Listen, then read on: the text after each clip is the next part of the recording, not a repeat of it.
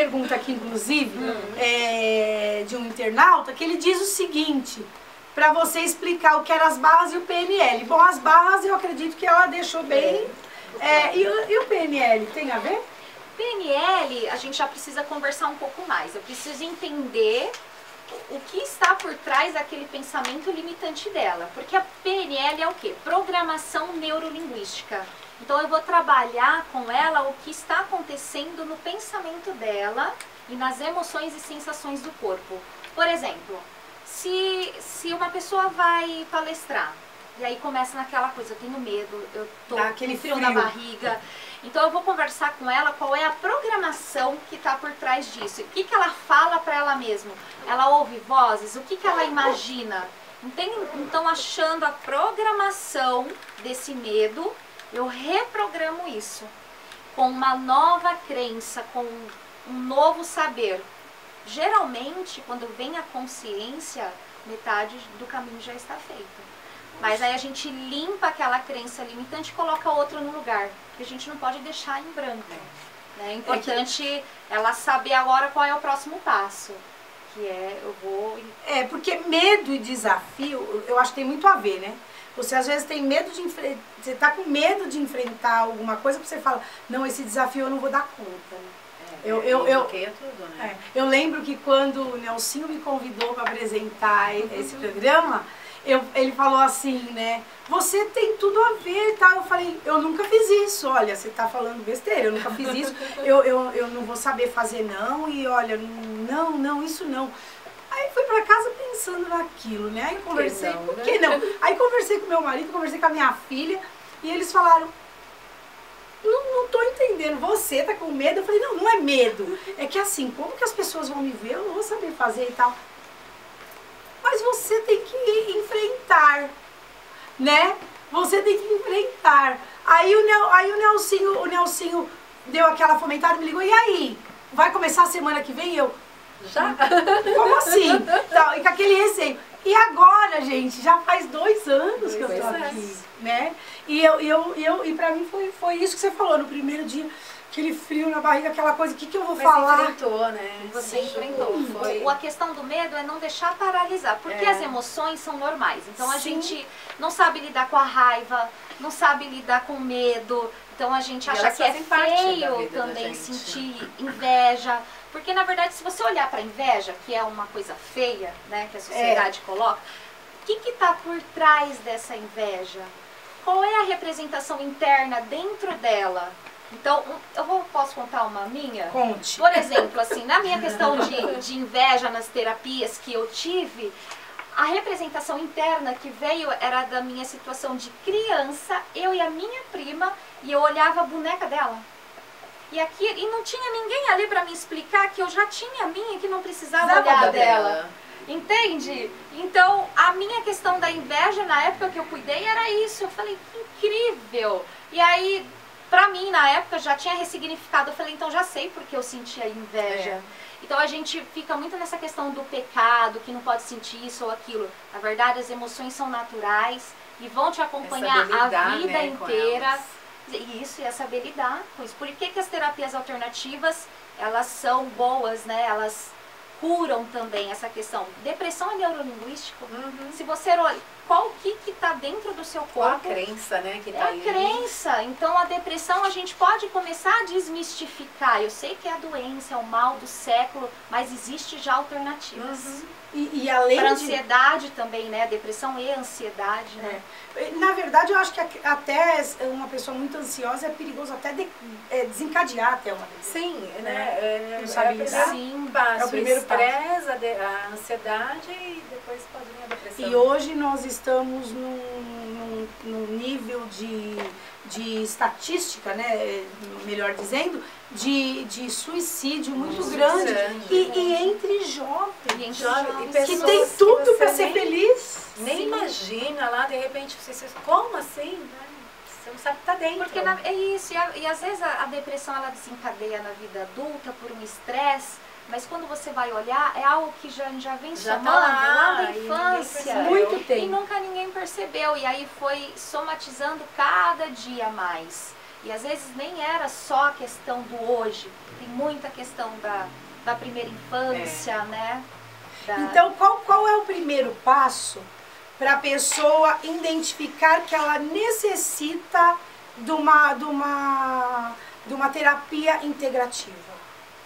Ou não tem esse primeiro passo? É aquela coisa que a gente colocou, né? Primeiro, você está tendo qualidade de vida? Como que você está se sentindo com você mesmo? Como é que está em casa? Você se sente bem nessa casa? Como é que está esse trabalho? Tem alguma dúvida ali? Né? Se você faz aquela pergunta, será que isso está bom? É porque tem alguma coisa aí que precisa ser avaliada. Sim. Né? Então, observe as perguntas que você faz para você mesmo. Né? Isso está bom para mim? Eu estou feliz? Né? Às vezes a pessoa sofre muito porque busca a felicidade, mas acha que nada faz ela feliz, mas tem tantas coisas para agradecer no dia a dia da gente.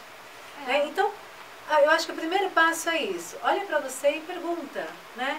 Como que está a tua vida hoje? Tá legal? Tá bem? Tá feliz com tudo que você tem? Né? Não é nem ter, né? A felicidade não é ter, é ser. Como que eu estou? Como é que eu sou hoje? Como é que eu vivo a minha vida? Eu tenho qualidade de vida? Já. Né? E aí você começa a fazer essas perguntas, você vai percebendo que, opa, peraí, isso aqui está enroscado. Né? Preciso resolver aqui, né? É hora de buscar ajuda. E às vezes a coisa é tão simples.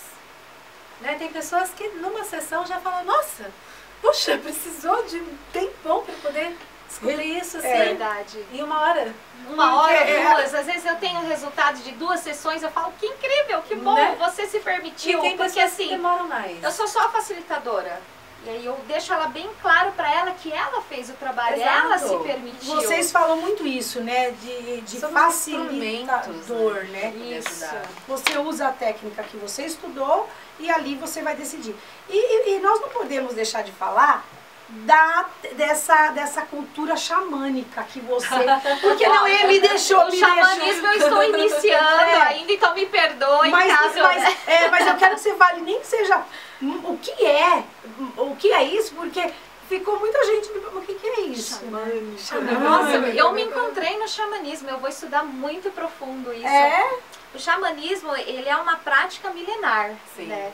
Então ele traz os instrumentos de cura através das danças circulares, tambor, a terapia do chocalho, a energização, o alinhamento. Então, meu estilo de xamanismo é o xamanismo andino, que vem lá do Peru. E inclusive nós vamos ter uma vivência aqui em Guarulhos com cactos de São Pedro.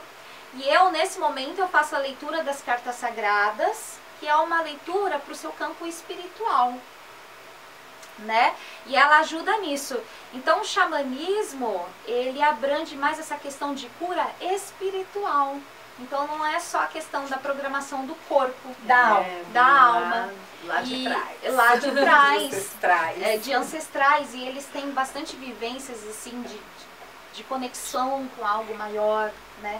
Inclusive, e eu fiz essas vivências com o cacto de São Pedro e foi uma introspecção muito grande. Tive respostas de 6 meses de idade até descobrir o que me bloqueia de verdade. Que nas outras terapias eu já estava no caminho. Então o xamanismo na minha vida foi a cereja do bolo. Eu digo.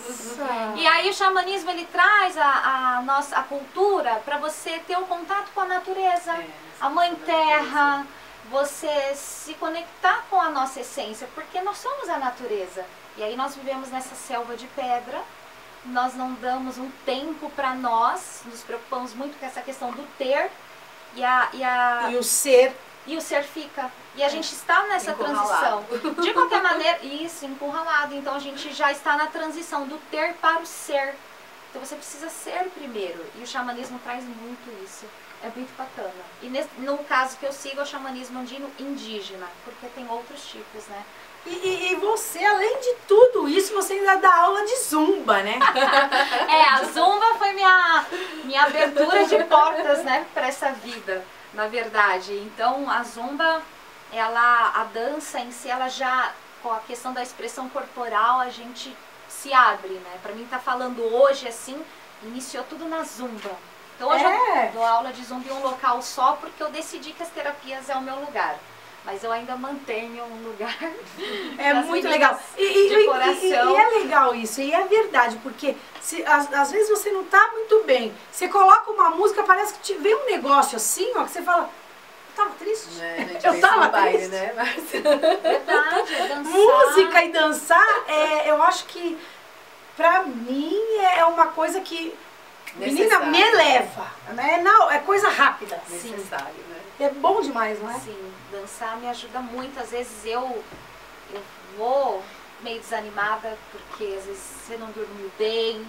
Normal, Problema que entendeu? todo mundo tem. Lógico, é normal, né? Então, uma vez até me perguntaram, nossa, mas você passa com um outro coach? Eu falei, sim, claro, eu também tenho seus problemas. Eu também né? Eu também tenho esses momentos, mas quando aí eu vou pra Zumba e eu ligo o rádio e eu esqueço de tudo. Eu não preciso nem me forçar a sorrir pras meninas. Não. Eu me esqueço mesmo e a gente vai todo mundo junto. Gente, entrega, é bom né? demais. É uma entrega.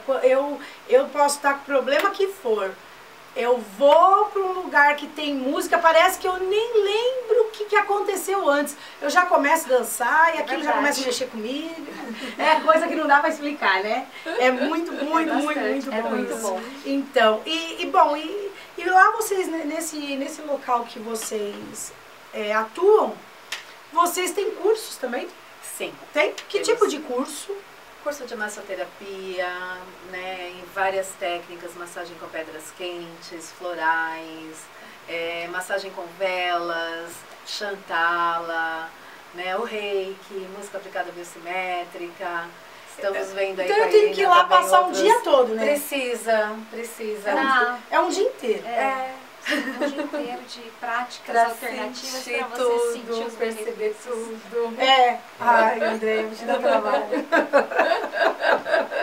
Gente, é muito legal falar disso. E olha, a gente vê que as pessoas estão gostando, elas falam, elas assistem. Fala, André. Não, então, uma coisa, né, a questão da Clínica Despertar, ela tem também um viés, a gente tem vários preços populares, tá? Então, isso é legal falar disso. Você falou que podemos mas aqui em Guarulhos não tem mais ninguém que faz, né? Da forma como era feito, né, pelo município, não. Mas a Clínica Despertar, ela traz preços populares, né? Porque a ideia é que faz parte até de um sonho meu, né? Eu tive o Espaço Holístico e Cultural Mensageiros da Luz há muitos anos atrás, né? E eu tinha um sonho que era popularizar as práticas terapêuticas, né? E esse sonho se tornou realidade quando eu fui desenvolver o projeto na Prefeitura de Guarulhos, né? Que a gente conseguiu popularizar as práticas e fazer com que